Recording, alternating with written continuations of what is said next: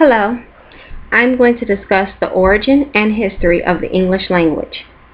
Language and Authority, created by Group 1, Shannon, Keisha, Jason, and Rashayla.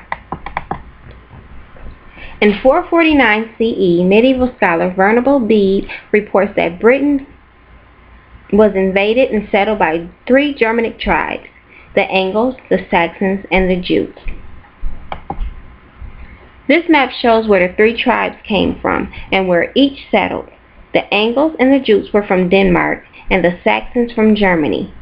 When they arrived, they spoke German dialect, and historians use 449 as the beginning of the English language. By the 7th century, England was divided into 7 kingdoms shown here. The Angles ruled Northumbria, Mercia, and East Anglia. The Saxons ruled Essex, Sussex, and Wessex, and the Jutes stayed in Kent. The kingdoms that flourished produced more language than its neighbors, and since few people could read and write, the productions of text was confined to monasteries. This is an example of medieval monk copying from a text. Around 787, Danes and Vikings from Denmark and Norway harried the eastern coast of England. The picture on the right is what the Germanic people looked like, and the picture on the left shows where they harried. The language they spoke was called Old Norse. It is shown here.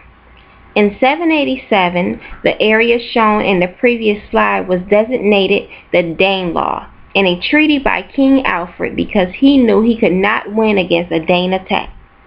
Danelaw eventually isolated Northumbria from the other kingdoms. Alfred's reign in the 9th century is known as the Golden Age of Old English prose in West Saxon. Between 871 and 899, West Saxons became the most influential literary dialect of Old English.